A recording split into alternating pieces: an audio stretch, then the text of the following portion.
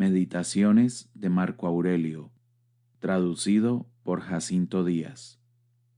Libro tercero. 1.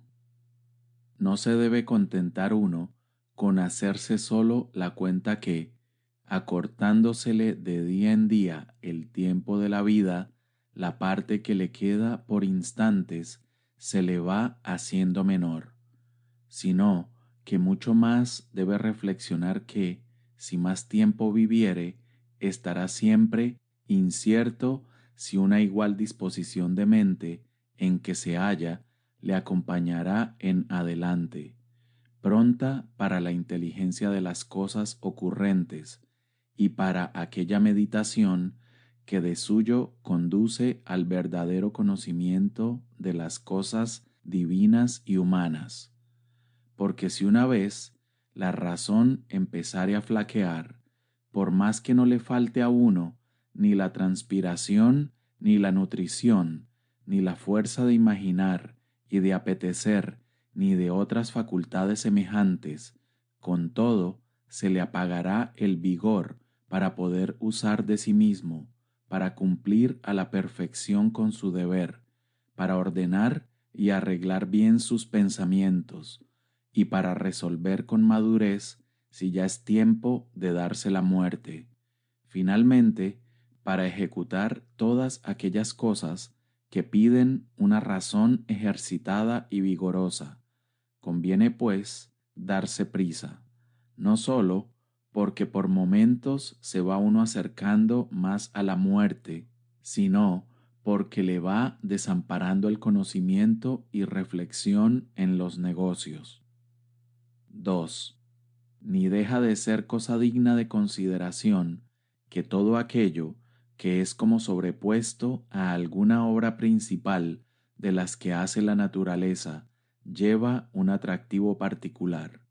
Lo mismo vemos que sucede al pan que en el horno se abre, y no obstante eso, aunque aquellas hendiduras son de algún modo fuera de la intención del panadero, con todo le dan hermosura y excitan muy particularmente la gana de comerle.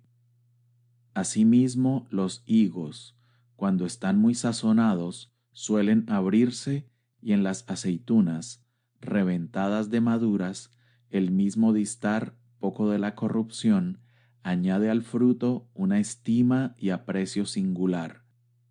Y si uno se pusiese a considerar despacio y en particular la naturaleza, hallaría que el inclinarse hacia abajo las espigas, que la melena del león, que la espuma en la boca del jabalí, y por abreviar otras 1000 cosas más, aunque por sí mismas ninguna hermosura ofrezcan a la vista, no obstante, por ser añadiduras de que suyo van con las demás obras de la naturaleza,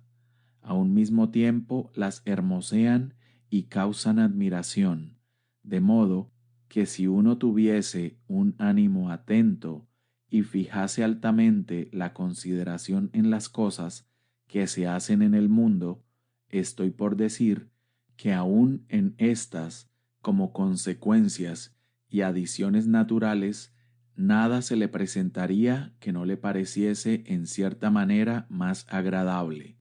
y así también aquella abertura de boca, vista en las fieras, a quienes es natural, no le deleitaría menos de lo que suele deleitar cuando los pintores y estatuarios la remedan.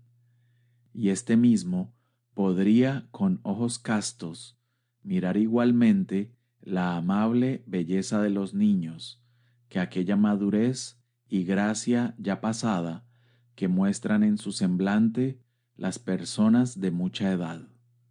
Y por último, otras muchas cosas de este jaez se le pondrían delante, las cuales no pueden ser del gusto de todos, sino sólo de aquel que se ha hecho familiar la naturaleza y tiene ejercitada la mente en la verdadera contemplación de sus obras. 3. Hipócrates, habiendo curado a muchos de grandes males, enfermando él mismo, al cabo murió. A muchos predijeron la muerte los caldeos, y no por eso dejó de llegarle su día y destino fatal. Alejandro, Pompeyo y Cayo César, habiendo tantas veces destruido desde los cimientos muchas ciudades, y habiendo degollado en campo de batalla muchísimos centenares de infantes y caballos, al fin también fallecieron ellos mismos. Murió Heráclito de enfermedad de hidropesía y cubierto de estiércol, sin que le preservase una prolija disertación sobre el último incendio del universo. Demócrito murió comido de parásitos, y parásitos bien que de otra casta quitaron la vida a Sócrates. ¿Pero a qué viene todo esto? ¿A qué ha de venir? Te embarcaste, hiciste tu viaje, llegaste al puerto, desembarcaste, que si es para vivir otra vida, ni aun allá echarás menos a los dioses. Pero si es para quedarte del todo sin sentido, acabarás ya de verte agobiado de penas y privado de gustos, no sirviendo ya a ese vaso inmundo de tu cuerpo, que es de condición tan inferior y que de suyo debiera servir como esclavo, puesto que en el hombre la una parte consiste en la mente y espíritu, la otra no es más que tierra. 4. No malogres el tiempo que te queda en averiguar vidas ajenas, a no ser que lo hagas con la mira de servir al pueblo. Quiero decir que no revuelvas en tu imaginación qué hace este o aquel, y por qué lo hace, qué dice, qué piensa, qué maquina, y otras cosas a este modo, porque la curiosidad de los hechos ajenos distrae del cultivo y cuidado de su mismo espíritu. Es menester, pues, guardarse mucho que en la serie y discurso de tus pensamientos nada se entrometa de temerario y superfluo, y con más especialidad nada de curioso y maligno, y también acostumbrarte a meditar solamente en aquello sobre lo cual de repente reconvenido, ¿en qué piensas ahora? Pudieses al punto con toda franqueza responder, en esto o en aquello pensaba, de suerte que por la tal respuesta al momento se dejase ver un ánimo de todo sincero y bondadoso, propio de quien ama la sociedad, de quien desprecia los placeres y de una vez echa de sí las ideas de una vida afeminada, de quien ni tiene odio ni envidia, ni sospecha contra nadie, ni otro afecto alguno desordenado, por el cual le sea preciso avergonzarse al decir claramente que aquello era lo que en la mente tenía. Porque un hombre de esta clase, debiendo sin más pruebas de ser reputado por un varón perfecto, viene a ser como un sacerdote y ministro de los dioses que se sirve, como es razón de aquel numen que tiene en su pecho consagrado. Esto mismo hace que un hombre tal no se contamine con los deleites, que sea invencible en todo trabajo, exento de toda especie de injuria, ni le haga impresión alguna la maldad ajena, que sea un atleta glorioso en el más bello certamen, nunca vencido ni arrastrado de pasión alguna, empapado en la justicia y virtud, abrazando con toda el alma cuanto acontece y dispensan los hados, entretenido rara vez y nunca sin grande necesidad y utilidad pública, en pensar lo que otros dicen, hacen o maquinan, únicamente para sus mientes en perfeccionar sus acciones, y está atento continuamente a la parte que le cabe en el repartimiento de los hados, consiguientes en el universo, y así en lo uno cumple con su deber y en lo otro se persuade de que las disposiciones son santas, puesto que la suerte que a cada uno en particular se le ha destinado sobre cuadrarle muy bien, al mismo tiempo se ve serle muy útil. El mismo tiene bien presente que, logrando todo lo que participa de razón un común parentesco, también es conforme a la naturaleza humana el cuidar e interesarse en las cosas pertenecientes a su prójimo, pero no de modo que busque el aplauso y aprobación de todos, sino solamente de aquellos que, sin disputa alguna, viven conforme a las leyes de la naturaleza, porque respecto de los que no viven en esta forma, no se olvida jamás de cómo estos tales se portan en casa y fuera de ella, de día y de noche, y cómo gustan de revolcarse en un mismo lodo con otros sus iguales. Por consiguiente, tampoco cuenta con las alabanzas de aquellos que de sí mismos no están satisfechos. 5. No hagas cosa alguna de mala gana, ni hagas tus cosas sin respecto al bien común. Nada harás sin examinarlo de antemano, ni lo harás arrastrado de alguna pasión. No busques un adorno afectado de palabras para explicar tus pensamientos. No seas amigo de hablar demasiado, ni hombre de muchos negocios. Antes bien, procura que ese tu Dios o tu espíritu sea el conductor y guía de un varón grave, de un anciano, de un ciudadano amante del pueblo, de un romano, de un príncipe tan resuelto como el que más, a partirse de esta vida, sobre la marcha al mismo punto que oyere la señal de la retirada. Nunca necesites de juramento ni de testigo alguno para ser creído. A más de esto, mantén un semblante placentero, indicio de un ánimo que no necesita de que otros le procuren su tranquilidad interior. Es menester, pues, que te mantengas sobre ti, no necesitando de otro apoyo. 6. Si en el discurso de la vida hallares algo más recomendable que la justicia, la verdad, la moderación, la fortaleza, y para decirlo de una vez, de mayor aprecio que aquella disposición de ánimo en fuerza de la cual uno se conforma gustoso con la recta razón en la práctica de sus acciones, y se contenta con las disposiciones del hado que no dependen de su elección. Si algo digo, hubieres visto de mejor condición. Abrazándolo con toda tu alma, goza enhorabuena de ese mayor bien.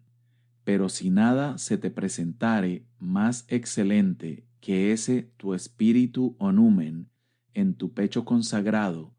que es el que tiene a raya sus propios apetitos, que examina los pensamientos que se ofrecen a la fantasía,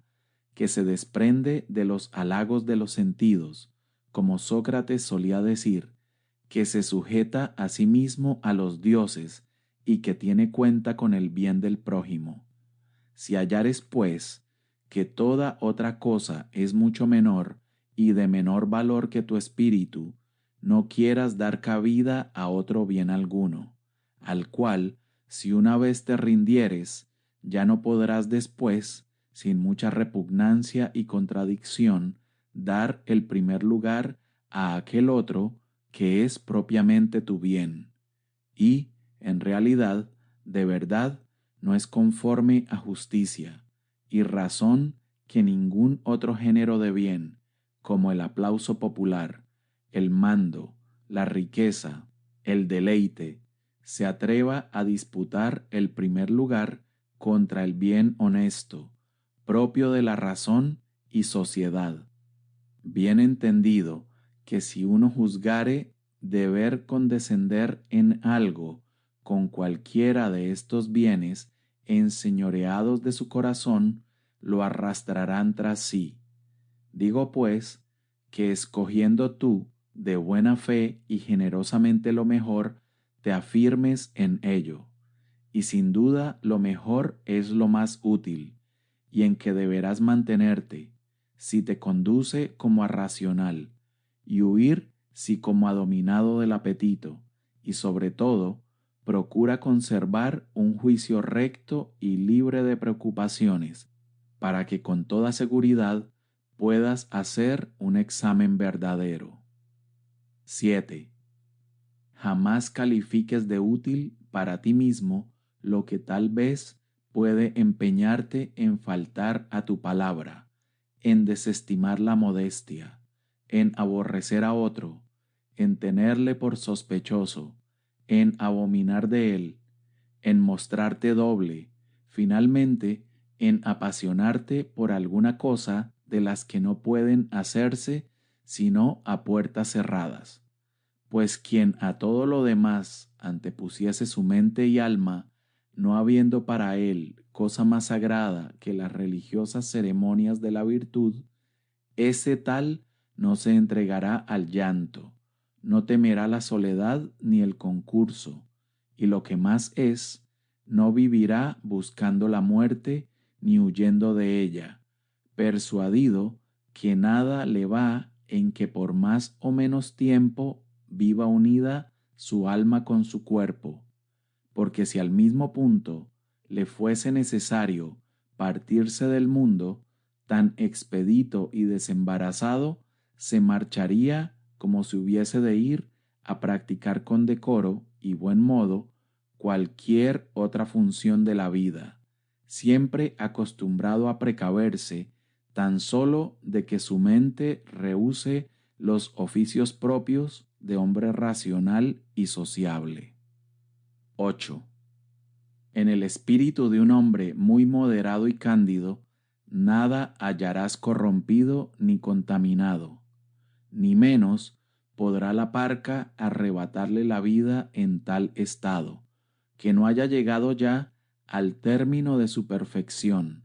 al modo que podría alguno decir de una persona de teatro, que se salía de él antes de dar fin a la acción trágica que representaba. A más de esto, en el mismo jamás verás cosa servil, ni afectada ni postiza, ni sectaria o sediciosa, ni que se resista al examen, ni que pretenda quedar oculta.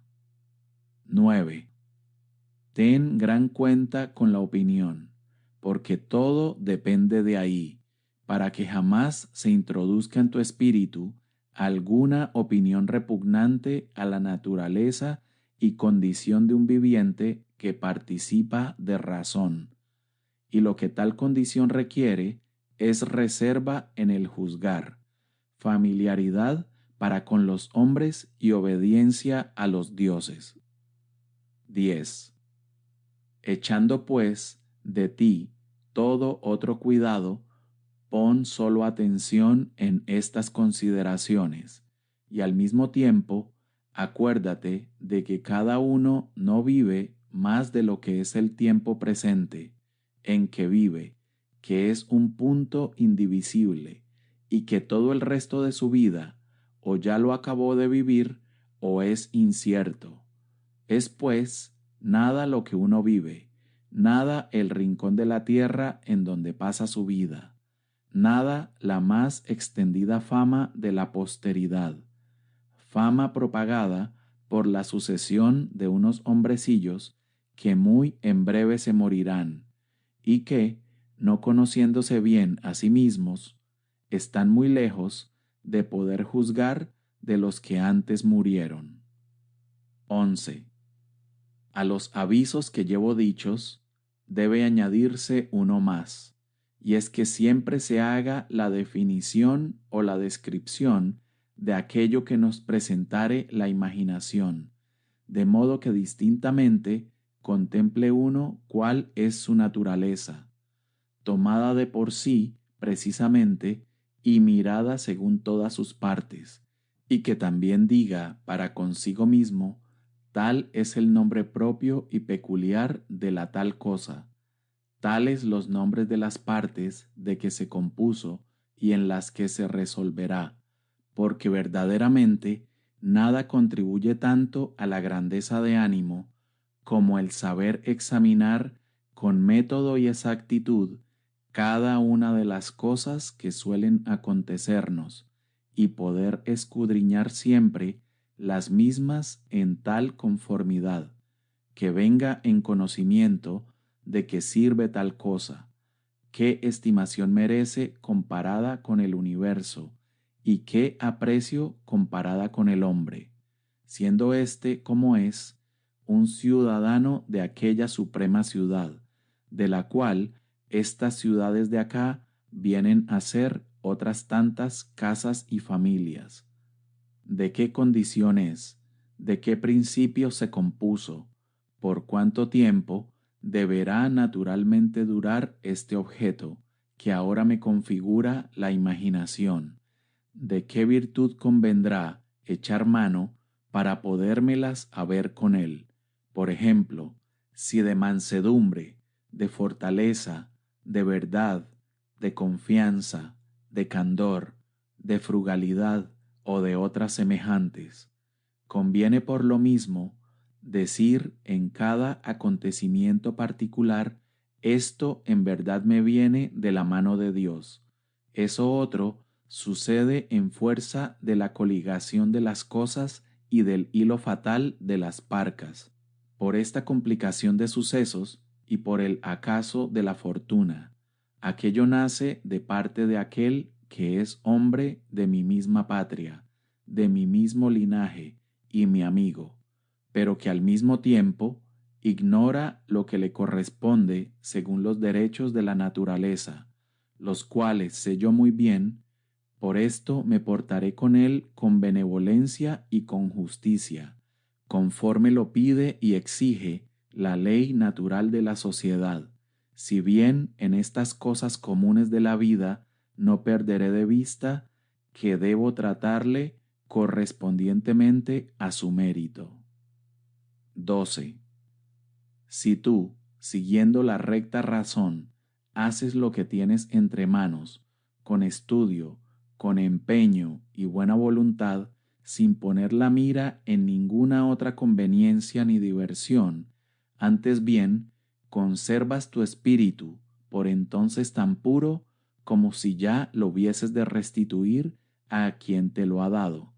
Si vuelvo a decir, llevas adelante tu obra, no buscando otro bien ni huyendo de otro mal, sino dándote por satisfecho con hacer el presente trabajo, conforme a la naturaleza y con hablar con suma entereza lo que hubieres de decir, vivirás feliz y dichoso, además de que no hay persona alguna que pueda impedírtelo.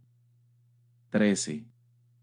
Al modo que los cirujanos tienen siempre a la mano los instrumentos de su profesión para las curas repentinas, así deberás tú tener prontos tus principios, ya para entender las cosas divinas y humanas, ya para hacerlo todo, aun lo mínimo en tal conformidad, como quien tiene presente la mutua relación que unas y otras cosas tienen entre sí, por lo que ningún oficio podrás hacer debidamente para con los hombres sin el tal respecto a las cosas divinas. 14.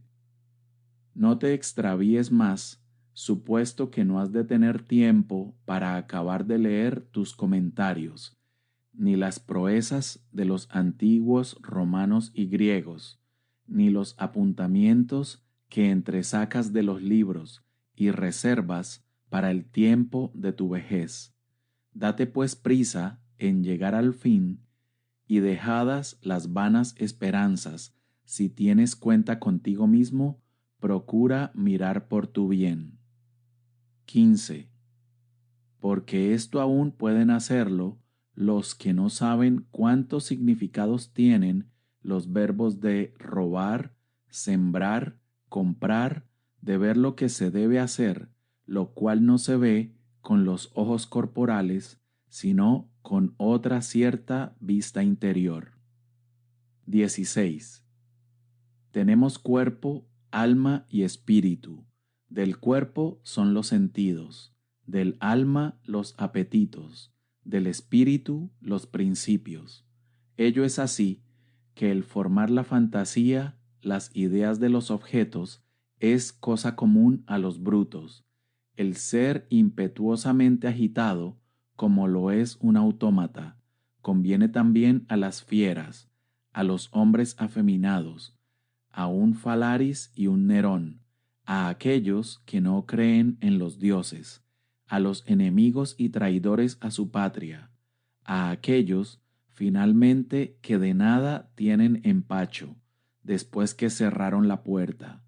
Ahora pues, si todas las otras cosas son comunes a estos de quienes acabamos de hablar, resta que sea propio del hombre virtuoso tener a su espíritu por guía en aquellas cosas que le parecieren ser de su obligación,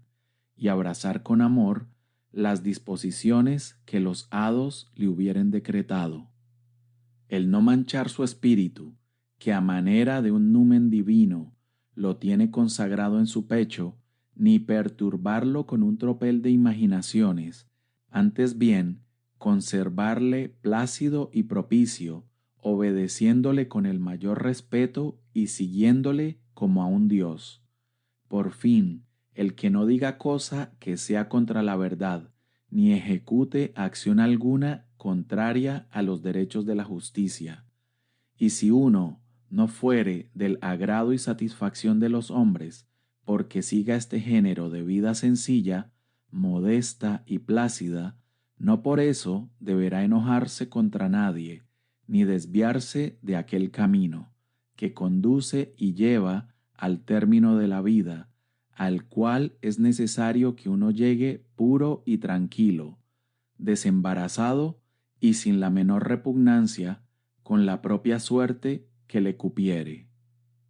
Fin de la sección 3.